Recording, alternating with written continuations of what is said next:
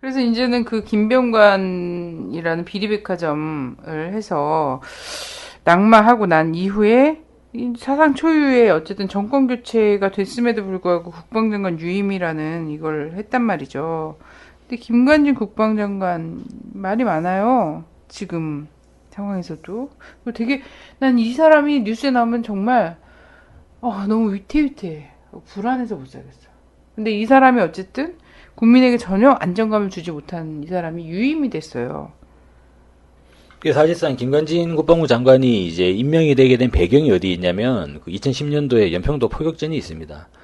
그 이전에도 저희는 이 한국의 이명박 정부의 국방부 장관의 이름을 잊을래야 잊을 수 없는 이름들이 많이 있습니다. 네. 김태형 국방부 장관 아시죠? 네네. 그 천안함 사건으로 엄청난 논란을 빚었던 김태형 국방부 장관이 연평도 포격전 사태에 옷을 벗게 되거든요. 네. 근데 그 후임으로 거론되는 과정에서 김관진 국방부 장관이 전격적으로 이제 발탁이 됐다는 거죠.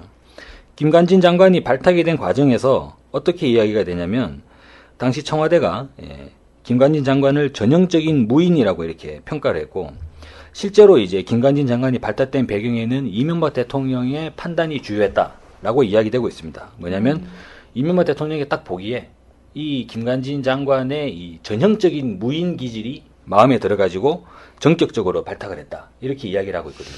그러면 사실상 이것은 연평도 포격전이 일어나고 있던 그러한 이제 급박하던 상황에서 그리고 한국 군부가 무언가 이 강경한 카드, 국민들에 대한 무언가 강한 이미지를 내세워야 되는 그러한 시기적 측면에서 전격적으로 김관진 장관이 발탁이 되지 않았는가 그렇게 볼 수 있는 것이죠. 근데 문제는 당시에 대내용으로 쓰는 카드였다 치더라도 지금에서 보면 대단히 위험한 발언들을 계속하고 있는 거잖아요. 실제로 이 사람은 대내용보다는 대외용이었던 것이 대북용이었던 것이 지금 예. 완전히 드러나고 있죠. 예. 그러니까 선 조치 후 보고라는 부분을 얼마 전 이제 국방부에서 업무 보고를 했잖아요. 네. 이때 군내 행하는 모든 것들을 신뢰하겠다라는 것들은 사실상 전쟁 성포나 다름없는 거 아니겠습니까? 알아서 해라. 보고할 필요 없고 쏴야 될 것 같으면 쏴라. 이런 거잖아요. 전혀 통제력을 스스로 이제 하고 책임에서는 좀 벗어나는 이런 거 아니겠습니까? 근데 초전에 제압하겠다 이런 이야기를 되게 많이 하잖아요. 네네. 가능한가? 그 초전에 제압한다는 그 주장 자체도 그 김종대 그 디펜스 21의 편집장 계시지 않습니까? 그분의 평가는 뭐냐면 한국군이 과연 초전에 박살을 낼 수 있는지 의문이 든다는 의견을 제시하고 계세요. 뭐냐면 한국군의 이 장비의 80% 가까이가 이 군용 GPS가 아니라 민간용 상용 GPS를 쓰고 있다는 거예요. 여러분들이 쓰고 있는 내비게이션과 같다는 거죠. 네. 그런데 그 상용 GPS는 오차 범위가 10m 가량의 오차 범위가 발생한다는 거죠. 여러분들도 내비게이션을 쓰시다 보면 약 50m 내외의 오차가 있다고 그렇게 이야기가 되지 않습니까? 네네. 그러면 GPS로 유도되는 정밀 타격을 한다고 할 때 오차 범위가 10m가 난다는 거예요. 예. 그런 상황에서 실질적으로 이제 우리 군이 정말로 이제 김관진 장관이 이야기한 것처럼 이른바 북한의 공격 원점을 타격을 한다라고 할 때 과연 그것을 제대로 명중시킬 수 있겠는가 하는 부분에서 우려가 되는 게 실제로 지난 연평도 포격전에서 증명이 됐지 않습니까? 네. 그때 이 국방부가 여러 가지 논리를 많이 폈습니다. 우리가 이 정도 연평도 해병대가 이 정도 타격을 받은 걸 보면 북한 인민군은 아마 상당히 커다란 피해를 입었을 것이다 라고 많이 이야기했는데 그때 민주당의 박지원 의원이 미국의 인공위성 사진을 딱 제시를 했죠. 그러면서 K9 자주포가 타격한 이제 포탄 지점들을 명시하면서 배추밭에 막 포탄들이 막 떨어져 있는 그 사진을 이제 제시하면서 그러면 인민군이 배추밭에 있었느냐 이런 식의 논란이 돼버리는 건데 사실 김관진 국방부 장관이 전술적인 측면에서 실제 군사 작전적인 측면에서 과연 이렇게 꼼꼼하고 세심하게 대응 계획 그런 계획들을 감안을 하면서 이런 발언을 하는 건지 상당히 좀 의구심이 들 수밖에 없습니다. 한 가지 충격적인 부분은 이 작년도 8월이었습니다. 그때 이제 세계일보에서 어떤 내용이 나왔냐면 기자가 이 김관진 장관에게 질문을 했어요. 연일 이제 이 강경 발언들로 쭉 이렇게 이른바 이 보수 진영들의 인기를 좀 몰이를 하고 있는데 김관진 장관의 트윗 수가 약 한 16,000가량이 된다고 합니다. 이름대로 나름대로 거기에 좀 아마도 이제 군복을 입고 활보하시는 분들은 상당히 많이 좋아하시는 것 같아요. 근데 맞아요. 그 기자가 뭐라 물었냐면 혹시 쇼맨십이 발휘된 것 아니냐? 근데 이거 너무 웃겼어요. 네. 그렇지. 라고 이제 그런 측면이 있다. 질문을 했는데 그때 장관이 뭐라고 답변했냐면 좀 가미됐을 수 있겠다. 라고 하면서 스스로 그 쇼맨십이라고 하는 측면을 거부하지 않았다는 것이죠. 예. 이런 면을 봤을 때, 저는 김관진 장관, 이 사람이 지금 뭐 선조치 후보고 말씀하셨습니다만 상당히 연일 강경 일변도로 나가고 있는데 제대로 되는 이제 판단을 하면서 나가는 건지 아니면은 뭐 제대로 이 좌고 우면 따져볼 것도 없이 마구 달려나가는 마치도 좀 예전에 이 삼국지에 나오는 장비 스타일의 그러한 장성은 아닌가 상당히 좀 우려가 되는 것이죠. 네. 또 한 가지 놀라운 측면은 뭐냐면 이 김관진 장관이 북한의 핵 능력에 대해서 뭐라고 이야기했냐면 2011년 6월이었습니다. 북한이 이미 2차례 핵실험을 했기 때문에 지금쯤이면 핵무기의 소형화에도 성공했을 거라고 그렇게 발언을 했습니다. 네. 2011년에. 예, 북한이 핵무기 소형화를 이루었을 거라고 판단한다는 거죠. 그 말은 뭐냐면 북한이 약 40kg 정도의 플루토늄을 추출했을 거라고 보는 게 일반적인 정설인데 핵무기를 소형화했다는 거는 핵탄도수를 늘렸을 수 있다는 거잖아요. 네. 그러면 그 북한이 보유하고 있는 핵탄두가 실질적으로 이렇게 도발 원점을 타격하고 북한 지휘부를 공격을 한다고 이야기를 할 때 그러면 북한이 핵으로 그죠? 남쪽을 공격을 하면 저희는 어떻게 되는 거죠? 그러니까 그런 걸 다 알고 있었는데도 불구하고 무서워. 아니 그런 걸 다 알고 있었는데도 불구하고 계속 전쟁 분위기로 가면 어쩌자는 너무 무책임한 거야. 나는 어떤 거냐면 정부 인사나 군 쪽에서 전쟁이 일어나면 초반에 초전 박살을 내야 된다는 건 난 당연한 말이라고 생각해요. 당연한 말이 아니라 당연히 초전 박살을 낼 생각을 하고선 임하고 있겠지. 그 적이 누구인지 모르겠으나 어쨌든 전쟁이 터지면 그렇게 하겠다는 이런 정신무장 정도는 돼 있어야 된다고 생각해. 근데 뭐가 불만이냐면 초전 박살 말을 막 해. 막 하고 초전에 다리 끊고 자기 혼자 도망가. 국민들한테 안심하라고 내가 초전 박살 하겠다고 이래놓고서 다리 끊고 도망간 행태를 보인다거나 적을 섬멸할 수 있고, 도발 원점까지 타격할 수 있고, 막 이렇게 얘기하지만 사실 그런 능력이 없어. 그런 능력이 또 없고, 의지도 없어. 혹시나 또 골프 치러 막 갈 수도 있어. 막 이런 거 있잖아요. 저는 능력은 모르겠는데 의지는 충만하고 있다고 봅니다. 예. 하여튼, 그래서 그건 어쨌든 의지와 예. 쇼맨십이 약간 결합된. 이 의지가 너무 과도해서 지금은 미국 쪽에서도 오히려. 뭔가 조절하는 그런 발언들이 나오고 있죠. 그래요. 근데 저는 문제는 이제 이 한반도 전쟁 위기를 격화시키는 발언을 주저없이 한다라는 것도 있지만 맞아요. 이 사람이 이명박 정부 시절에 한일 군사보호 협정을 추진했던 사람이잖아요. 실제 담당자였잖아요. 그래. 이거가 유임됐다라는 거. 지금 이제 미국 오바마 정부에서도 이 한일 군사보호 협정을 재추진하고 둘이 잘해봐라 이러면서 이 독도 문제를 그러니까 불거진 이 문제를 이렇게 수면 아래로 가라앉히면서 한일 관계를 개선시키려고자 하는 노력들을 펼치는 이 과정에서 볼 때 재추진될 수 있고 확정될 수도 있는 거잖아요. 그랬을 때 어떠하겠는가.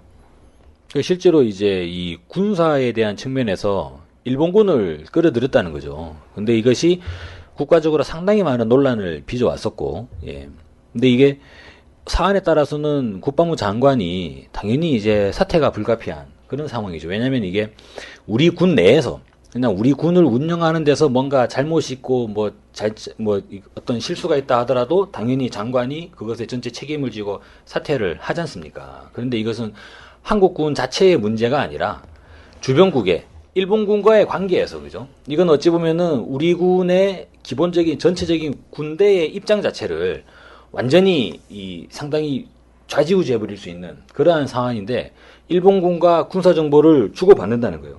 그때 김관진 장관이 뭐라 그랬냐면 서로에게 도움이 되는 수준의 정보를 교류하게 된다. 김관진 장관은 전시작전 계획이라든지 그런 거를 안 준다고 하면서 서로에게 도움되는 수준의 정보를 주고받는다고 하는데 여기에 서로에게 도움이 된다고 하는 거는 그러면은 일본군한테는 자위대한테 도움이 되는 정보가 이렇게 막 제공이 되는 거잖아요. 예. 근데 그런 부분들에 대해서 우리 국민들이 어떠한 감정으로 받아들이겠는가, 이게 전혀 고려되지 않고 있다는 것이죠. 그 과정에 대해서도 당연히 국방부 장관이 사퇴되는 것이 마땅한 상황임에도 김관진 장관은 통수권자의 판단에 맡기겠다라고 하면서 발뺌을 하고 지금까지 국방부 장관직을 지키고 있으면서 사실상 대통령이 교체됐음에도 불구하고 장관직이 계속 수행되고 있는 이런 상황이고, 김관진 장관의 수행과 더불어서 한반도의 전쟁 위기는 계속적으로 증가하고 있는 상태에 상당히 위험한 상황이라고 볼 수 있겠죠. 아, 그럼 어떻게 해야 되지? 청문회도 못하면 이 사람 어떻게 계속 해야 하는 건가, 그냥? 전 여론이 관건이라고 생각해요. 이 사람 그 의자 뒤에 북에 그 사진 붙어 있다는 게 사실이에요. 아, 그렇죠. 이 중앙일보에서 보도를 했는데 중간일보. 2011년 6월 27일에 중앙일보 보도에 따르면 김관진 장관의 집무실은 좀 특이한 특징이 있다고 합니다. 그게 뭐냐면 자기 집무실 의자 뒤쪽에 북한 김영춘 인민무력부장과 김격식 인민군 사군단장의 사진이 붙어 있대요. 왜요? 자기 이 집무실 뒤에. 왜라는 부분들에 대해서는 뒤통수가 따가울 거라고 생각해요. 그렇죠.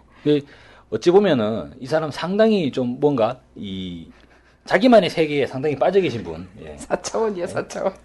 그래서 자기의 집무실 뒤에 이 북한군 지휘관들 사진을 막 붙여놓고 자기 혼자 이제 막 그렇게 막 되는 거죠, 그죠? 적개심과 예. 막 이런 걸 계속 생각하고 있는 거예요. 끊임없는. 예.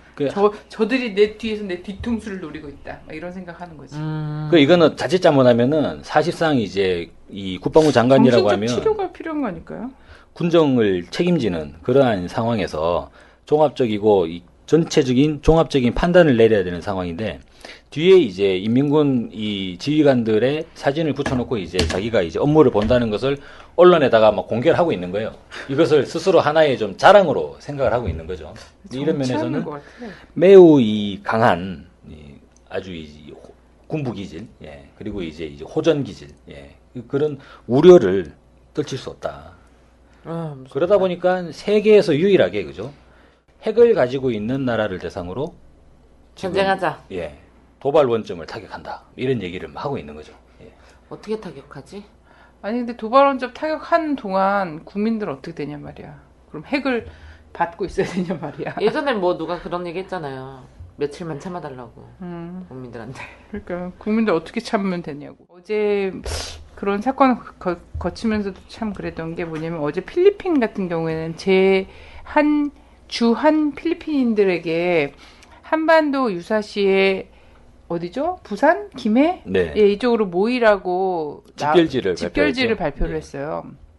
한반도가 전쟁 위기가 굉장히 높고 진짜 유사 상황이 벌어질 수 있으니까 그때는 필리핀인들이 이쪽으로 다 모이면 그쪽에서 소개하겠다.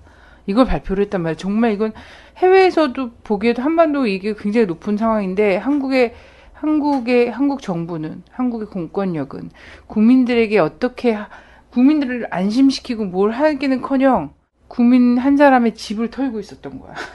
너무 내가 그래서 압수수색하면서 이런 뉴스를 딱 보고 내가 오히려 거기서 압수수색하는 경찰들한테 지금 나라 상황이 이 상황이다. 필리핀에서 이런 거 발표했다. 그런데 지금 이런 거 갖고서는 이렇게 맹충성할 일이 아니다라고 막 얘기를 해줬으니까 압수수색하다 깜짝 놀래. 그래요? 이러면서 정말. 저도 외국 친구들한테 전화가 왔어요. 이번 주 전화 와서 제가 이런 걸 하는지도 모르거든요. 외국 친구들은. 근데 야, 너네 나라 전쟁 난다며 막 이렇게 전화 오고. 그러니까요.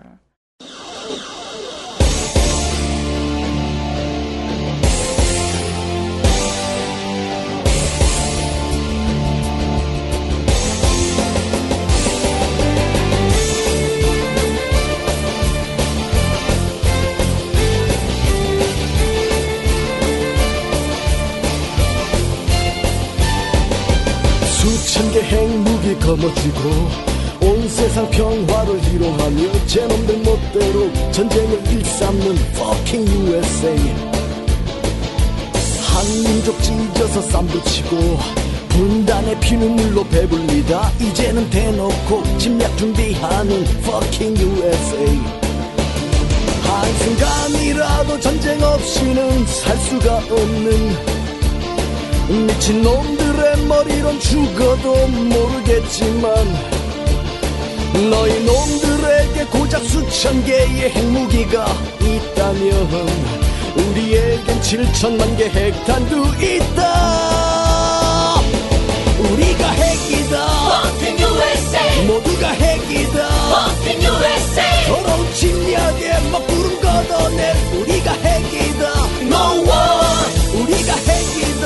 Fucking USA. 모두가 핵이다. Fucking USA. 너희의 불장난 기어이 막아낼 우리가 핵이다.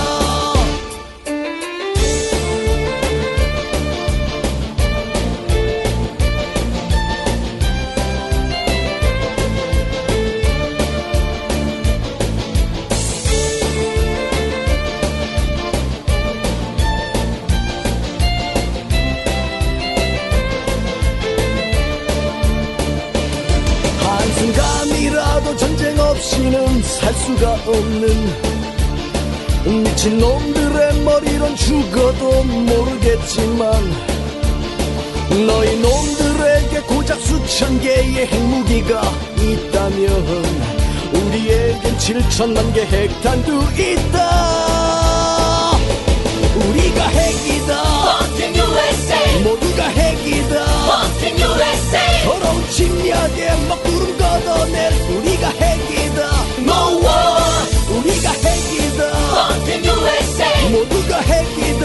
Fucking USA. 너희의 불장난 기어이 막아낼 우리가 핵이다. 우리가 핵이다. Fucking USA. 모두가 핵이다. Fucking USA. 더러운 침략에 먹구름 걷어낼 우리가 핵이다. No war. 우리가 핵이다. Fucking USA. 모두가 핵이다. Fucking USA. 너희의 불장난 기어이 막아낼 우리가 핵이다.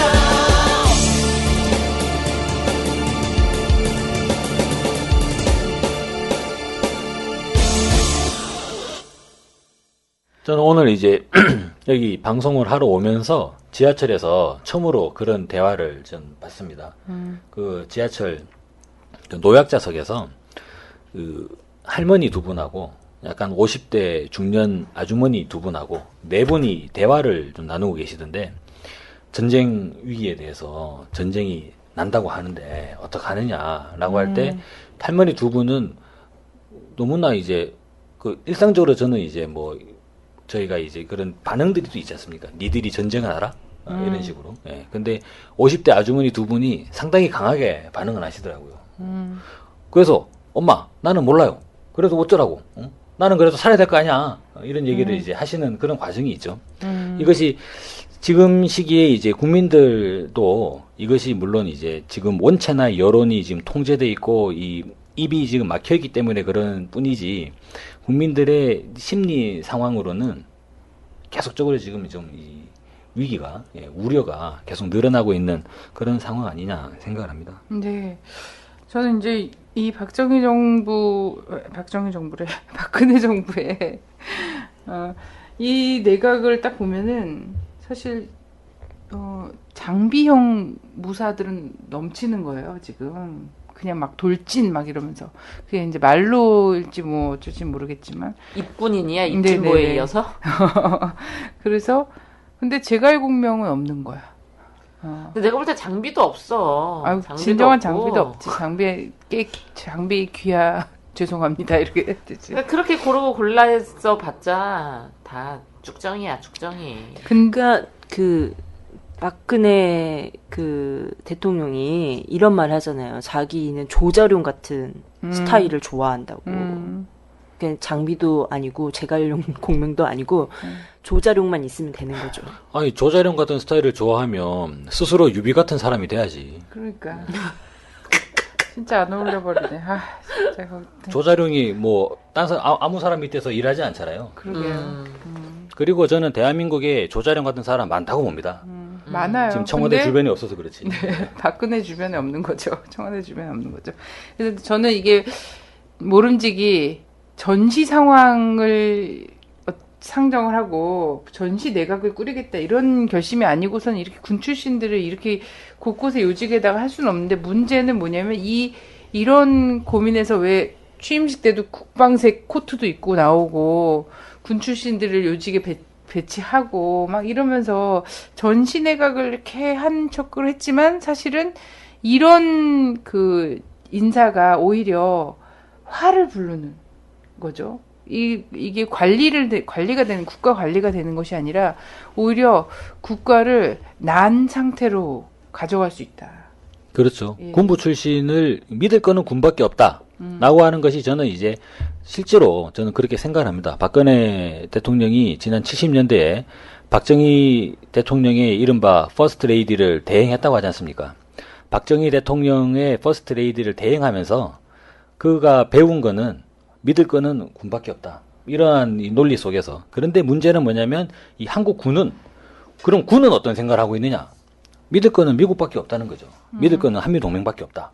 그러면 결과적으로 이것이 전체 우리나라 정부 자체가 그죠? 믿을 것은 한미동맹밖에 없는 거고 그러다 보니까 어떻게 됩니까? 지금 이 미군이 무슨 뭐 B2 폭격기를 가지고 오느냐 마느냐 아니면 핵 폭격기를 가지고 오느냐 잠수함을 가지고 왔느냐 가지고 오지 않았느냐 스텔스 전투기를 가져왔느냐 가지고 오지 않았느냐 사실상 모든 국가의 안보를 미국만 쳐다보고 있어요. 네, 저는 그래갖고 최근에도 이제 B2, B52, F22 뭐 그리고 어제부터 또 구축함 오고 있다고 얘기하고 막 이러는 걸 들으면서는 그러면서 이제 방송 언론이나 이런 데서는 이들이 구원의 동아줄인 것처럼 막 하잖아요. 아, B2가 지금 날고 있는데 이게 날고 있는 한 우리는 안심이다 막 이러는데 정말 막상 전쟁이 터지면요.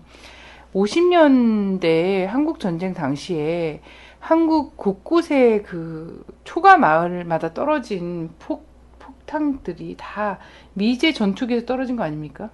이번에 저기 그 브루스 클링너라고 하는 미국의 네. 헤리티지 재단 연구원이 네. 이번에 이제 한반도에 전쟁이 발발할 때 1차 세계대전에 맞먹는 그러한 피해가 이제 양산될 것이다. 근데 그건 핵전쟁이 아니고 재래식 무기에 의존한 네. 근데 전쟁의 그때 경우. 1차 대전에 전체 사상자가 약 900만 명. 예. 그렇게 이야기되고 있죠. 그러면 이 900만 명을 단순 대비를 하게 되면 그죠? 상당히 커다란 인적 피해. 그리고 그러한 인적 피해가 난다면 물적 피해는 얼마가 되겠는가? 그런데 이 사람들은 지금 정신이 없는 거예요, 지금 막. 근데 판단이 그 없는 거죠. 900만이 전부 38선 이북에서 죽을 거라고 생각하는 거야, 문제는. 근데 한국전쟁 당시에 보면 알겠지만, 우리 뭐 노근리 이런 거, 작은 연못 이런 거 봐도 알고 하지만, 한국 곳곳에서 저 경상남도 이런 데서도 계속 엄청난 규모의 대량 양민 학살이 있었단 말이에요. 그냥 물론 한국 그 전투기들이 다 B-29가 떨어뜨린 거야, B-29가. B-2가, F-22가 우리 머리, 우리의 이념과 사상을 다 갈라보고서는 폭약을 떨어뜨릴 거라는 생각 자체를 하면 안 된다는 거예요. 실제로 그 당시에 한국 전쟁 당시에 북한을 보면 국가가 세워진 지 이제 3년 차 되는 그런 이제 상태잖아요. 제공권 자체가 예. 없었죠. 근데 현재 북한의 상황을 보면 새누리당에서 발표하는 내용만 보더라도 군량미가 100만 톤, 그죠? 군용 비축유, 군용 유류가 현재 150만 톤. 그리고 이제 탄약이 170만 톤 정도를 비축을 하고 있다는 거죠. 아, 새누리당이요? 그리고 예, 개전 순간 휴전선에서 다들 알고 계시지 않습니까? 1만여 문이 넘는 대포가 10,000개가 있는 거예요. 그게 전부 다 당기면 10,000발이 날아오는 거죠. 예. 이제 그런 상황에서 그렇다면 그 모든 대포를 어떻게 미국은 뭐 그런 걸 다 돌려놓을 수 있답니까? 예. 그러니까 무조건 대화밖에 없다는 거예요, 지금은. 그래서 남북 대화하고 북미 대화하고 이 전시내각 같이 막 이렇게 막 군 장성들 별 주렁주렁 달고서는 쫙 내가 꾸려놓고 이렇다고 해서 국민들 안심시키고 국가 안보 지킬 수 있는 거 아니다. 오히려 이것이 이 사람들이 생각 없이 뻥뻥 내뱉는 정말 쇼맨십까지 결합돼서 내뱉는 이런 것들이 국민들을 떼죽음 상황으로 몰아갈 수도 있다. 그런 면에서 현재 이 한반도 전쟁 위기에 대한 출로를 찾아 나가는 과정에서 지금의 이 박근혜 정부의 군 중심의 이러한 정부 편제 그리고 여기서 매우 강경적인 이러한 이제 이 국방부 장관이라든지 이런 인사들에 대한 반드시 검토가 뒤따라야 된다. 예, 그런 부분이 절대적으로 필요하다고 생각합니다. 아, 오늘 뭐 얘기 들으니까 진짜 꼭 내일이라도 전쟁이 날 것 같아서 너무 무서워요. 꼭 김관진 씨가 국방부 장관을 계속하면 안 될 것만 같아요, 여러분. 아니 근데 얘기 듣다가 진짜 네. 두려움에 약간 질린 표정 됐어. 난 분의 이런 구체적 두려움이 얼굴에 써진 거 처음 봤네. 전 진짜 이 곽송기 박사님 말씀 들으면서 질문을 해야 되는데 질문을 하거나 아니면 멘트를 치거나 지금 방송에 열중을 해야 되는데 그 얘기를 들으면서 상상의 나래를 펼치고 있어가지고 아, 근데 하다못해 동네 양아치들도 싸움을 하면 패거리들을 이끌고 싸우면 이러잖아요. 야, 애들 다치게 하지 말고 다이다이로 우리 결판을 내자. 뭐 이렇게 하는 거 많이 보셨잖아요. 근데 어떻게 한 나라의 국방부 장관이 남의 나라 핵무기나 비행기로 들여와서 국민들한테 3일만 참아라. 몇백만이 죽던 몇천만이 죽던 이런 생각을 하고 있는 사람이 있다는 게 정말 너무 놀랍고 전쟁이 나면 난 어디로 가야 되나 도시가스가 묻혀있지 않은 곳은 어디인가 이런 생각을 하느라고 지금 너무 정신이 없었어요. 그래 나랑 오늘 마트 가자.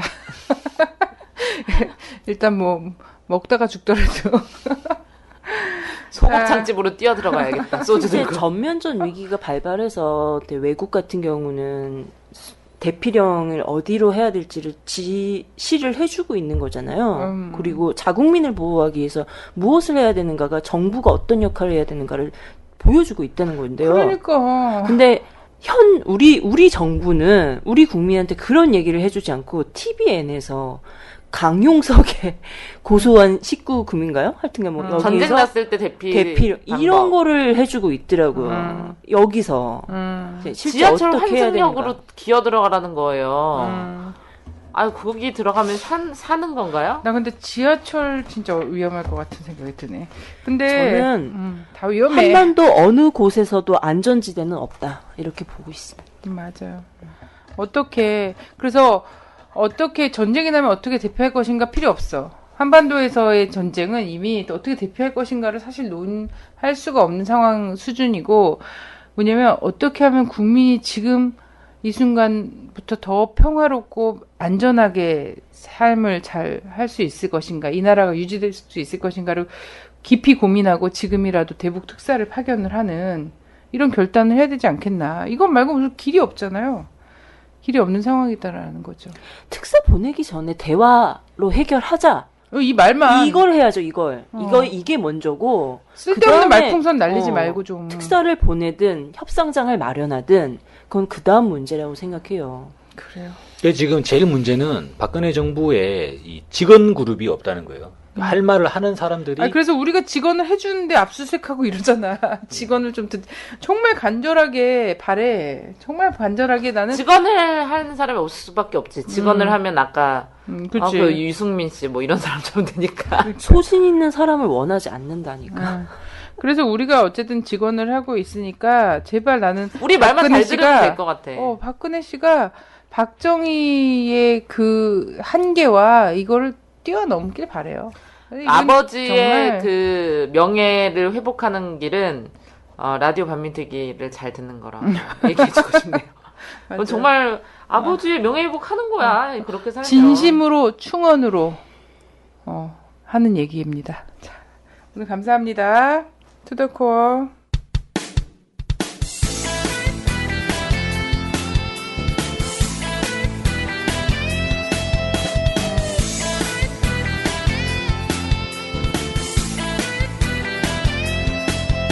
조선일보 서정주 박정희까지 일본 놈의 충성스런 앞잡이일 때 동상 걸린 손가락을 잘라내가며 해방을 위해 싸웠던 건 백성들이다.